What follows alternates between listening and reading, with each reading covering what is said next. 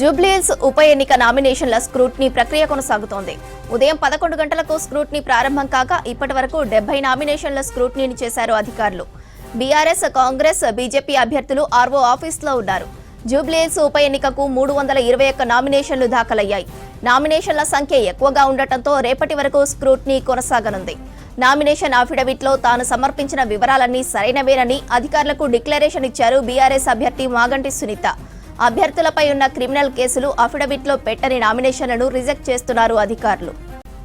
మరింత సమాచారం సదానందం అందిస్తారు. సదానందం, జూబ్లీహిల్స్ నామినేషన్ల ప్రక్రియ ఎక్కడి వరకు వచ్చింది? జూబ్లీహిల్స్ బై ఎలక్షన్స్ నామినేషన్స్ యొక్క స్క్రూటినీ ప్రాసెస్ మార్నింగ్ స్టార్ట్ అయింది, స్టిల్ కంటిన్యూ అవుతుంది. సో ఇప్పటికే జూబ్లీహిల్స్ ఉప ఎన్నికకు సంబంధించి భారీగా నామినేషన్లు రావడం, అంటే 211 మంది అభ్యర్థులు 321 నామినేషన్లు వేశారు. కాబట్టి ఒక్కొక్క నామినేషన్ స్క్రూటినీ చేయడానికి సుమారుగా 10 నుంచి 15 నిమిషాలు పడుతుంది.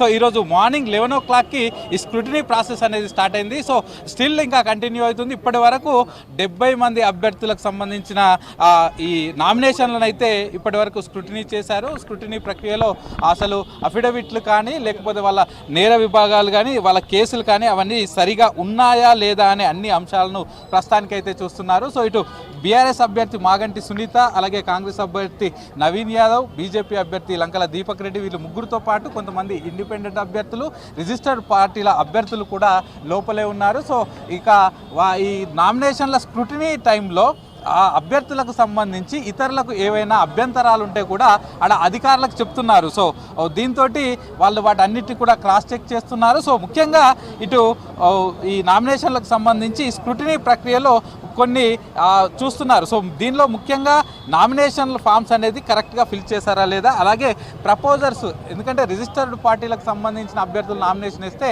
ఒకరు ప్రపోజర్ ఉండాలి, అలాగే ఇతర ఇండిపెండెంట్లు వేస్తే 10 ప్రపోజర్స్ ఉండాలి. సో ఆ ప్రపోజర్స్ అంతా కూడా ఈ జూబ్లీహిల్స్ నియోజకవర్గానికి చెందిన వారైనా లేదా వాళ్ళ ఓటు నంబర్ ఎంత అనేది ఆ ఓటర్ లిస్ట్లో ప్రతిదీ తీస్తూ చూస్తూ వాటన్నిటి కూడా కన్ఫర్మ్ చేసుకుంటున్నారు.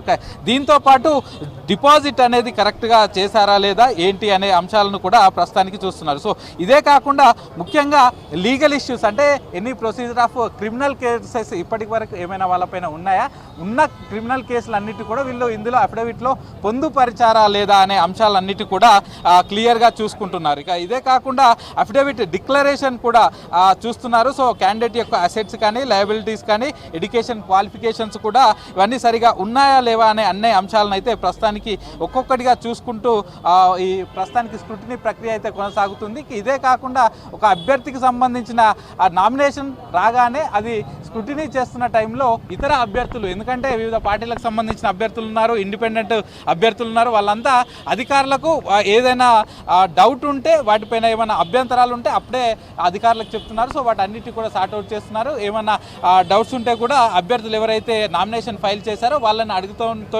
అభ్యర్థితో పాటు అభ్యర్థికి సంబంధించిన అడ్వకేట్ కూడా వాటిపైన క్లారిఫికేషన్ ఇచ్చే ప్రయత్నం చేస్తున్నారు. సో ఎందుకంటే వన్స్ ఈ నామినేషన్ ఫైల్ అయిన తర్వాత ఈసీఐ వెబ్సైట్లో దాంట్లో అప్లోడ్ చేస్తారు. అప్లోడ్ చేసిన తర్వాత ఇతర అభ్యర్థులు ఎవరైతే ఉంటారో వాళ్ళు వాటన్నిటిని క్లియర్గా చూసుకొని వాళ్ళకి ఏమైనా అభ్యంతరాలు ఉంటే ఈరోజు వచ్చి ఇక్కడ చెప్తున్నారు. సో ఈ ప్రాసెస్ అంతా ప్రస్తుతానికైతే కంటిన్యూ అవుతుంది. ఇప్పటివరకు అయితే 70 మంది నామినేషన్ల స్క్రూటినీ ప్రక్రియ అయితే జరిగింది. ముఖ్యంగా ఈ క్రిమినల్ కేసులకు సంబంధించి వాటన్నిటిని అఫిడవిట్లో పెట్టని వాళ్ళ నామినేషన్లే ఎక్కువగా రిజెక్ట్ చేసినట్టు ప్రస్తుతానికి మనకైతే తెలుస్తుంది. సో ఇప్పటి వరకు కేవలం 70 నామినేషన్లు స్క్రూటినీ అయ్యాయి. ఇంకా 321 నామినేషన్లు ఉన్నాయి. కాబట్టి వీటన్నిటిని స్క్రూటినీ చేయడానికి మిడ్ నైట్ వరకు అయ్యే అవకాశం ఉంది. మరోవైపు ఇటు బీఆర్ఎస్ అభ్యర్థి మాగంటి సునీతకు సంబంధించిన కొన్ని అంశాలు, అంటే ఆమె మాగంటి గోపినాథ్కు వాళ్ళ వైఫ్ కాదు, వాళ్ళ సెకండ్ వైఫ్, ఆమె అతన్ని మ్యారేజ్ చేసుకోలేదు అనే అంశాలు కూడా ప్రస్తుతానికి కొన్ని సోషల్ మీడియాలో రావడం,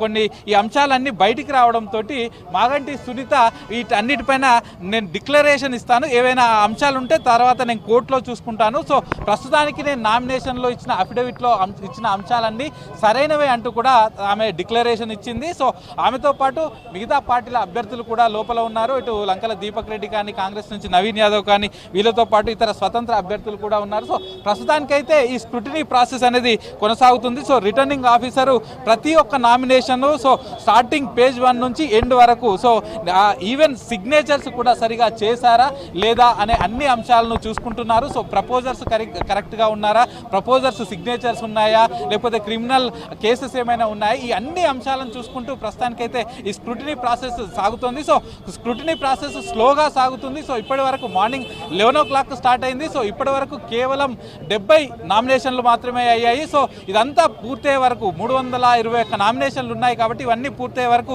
మిడ్ నైట్ అయ్యే అవకాశాలు ఉన్నాయి. సో నిన్న కూడా మనం చూసాం, నిన్న లాస్ట్ డేట్ కావడంతో నిన్న భారీగా వచ్చి అభ్యర్థులు నామినేషన్లు వేశారు. సో అది కూడా నిన్న ఆల్మోస్ట్ ఎర్లీ మార్నింగ్ 3 o'clock వరకు, యాక్చువల్గా నిన్న 3 o'clockకే నామినేషన్ వేయడానికి ప్రాసెస్ అనేది అయిపోయింది, టైం అయిపోయింది. కానీ అభ్యర్థులు ఎక్కువగా మంది వచ్చారు కాబట్టి వాళ్ళకు టోకెన్లు ఇచ్చేసి వారిని ఒక్కొక్కరుగా లోపలికి పిలుచుకుంటూ మొత్తం మార్నింగ్ 3 o'clock వరకు అందరి నామినేషన్లు తీసుకున్నారు. సో అదే ప్రాసెస్లో ఈరోజు కూడా ఈ స్క్రూటినీ ప్రక్రియ కూడా కొనసాగుతుంది. సో మిడ్ నైట్ అయినా రేపు మార్నింగ్ అయినా కూడా ప్రతి ఒక్క నామినేషన్ను క్లియర్గా తరోగా చూసుకుంటూ అధికారులు అయితే ప్రస్తుతానికి స్క్రూటినీ చేస్తున్నారు. సో ఈరోజు అంటే ఇప్పుడు ఈ స్క్రూటినీ ప్రాసెస్ అయిపోయిన తర్వాత ఎల్లుండి వరకు విత్డ్రా చేసుకునే అవకాశం కూడా ఉంటుంది. ఎందుకంటే ఒక్కొక్క అభ్యర్థులు కొంతమంది 4 సెట్లు కూడా వేశారు. సో వాళ్ళలో ఒకటి ఓకే అయిన తర్వాత మిగతా 3 సెట్లు ఉంటాయి, లేకపోతే కొందరు 3 వేశారు. సో వాళ్ళలో ఇంకొక 2 సెట్లు ఉంటాయి కాబట్టి వాటిని విత్డ్రా చేసుకోవచ్చు. ఇతర అభ్యర్థులు కూడా విత్డ్రా చేసుకోవడానికి ఎల్లుండి వరకు అవకాశం అయితే ఇచ్చారు శ్రవంతి.